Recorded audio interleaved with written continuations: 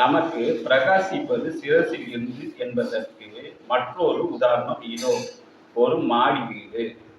இந்த மாடி வீட்டிற்கு கீழே அடுக்கு மேல் அடுக்கு இப்படி இரு அடுக்குகளும் உள்ளிருந்து மேலே அடுக்குக்கு செல்ல ஓர் ஏணியும் உள்ளன.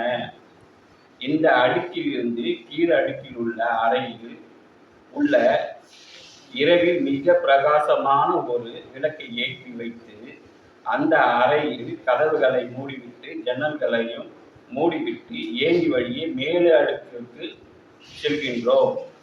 அங்கே உள்ள அறைக்குள் ஒரு ஜன்னலும் அதற்கு 2 கதவுகளும் உண்டு. அந்த கதவுகளை திறந்து ஜன்னலின் வழியாக வெளியே பார்த்தால் கீழடுக்கில் ஏற்றி வைத்து இருப்பவர் விளக்கின் வெளிச்சம் ஏதேனும் காண்பதற்கு முடியுமா? இது என்ன சொல்றாருன்னா, ஒரு அறைக்குள்ள கீழடுக்கு மேல் அடுக்குன்னு இருக்கு. அதுக்கு ஏறி போக ஒரு ஏணி. அப்ப கீழ அடுக்குல ஒரு விளக்கை ஏற்றி வச்சுட்டு அதோடைய வாசலையும் அதோடைய ஜன்னலையும் அடைச்சிட்டு இவர் மேல அடுக்குல போய் பார்க்குறாரு. அங்கிருந்து பார்த்தா பிரகாசம் தெரியுமா? தெரியாது. ஏன்னா எல்லாத்தையும் அடைச்சாச்சுயா.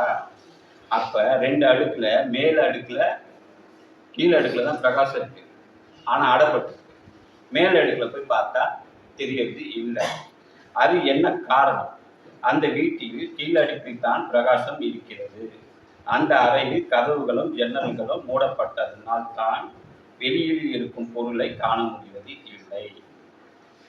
கீழே இருக்கிற அறையில எல்லாத்தையும் மூடிட்டு அதோட வெளிச்சம் இல்லாம நம்ம எந்த பொருளை பார்க்க முடியாது தானே.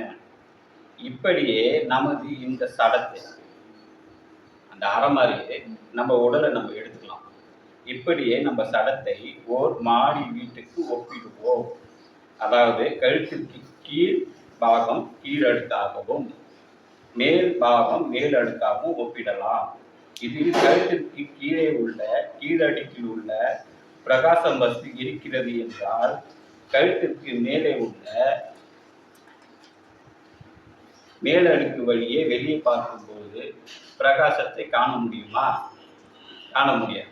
ஏன்னா கீழே ஏற்றிட்டு மேலே போய் பார்த்தா தெரியாது. அதே மாதிரி இங்கே தான் நமக்கு பிரகாசம் இருக்குன்னு நம்ம நினச்சிக்கிட்டு இருந்தோம்னா மேலே பார்க்கறதுக்கு எந்த சோர்ஸுமே கிடையாது. ஏன்னா இதெல்லாம் தான் அடைப்பட்டிருக்கு.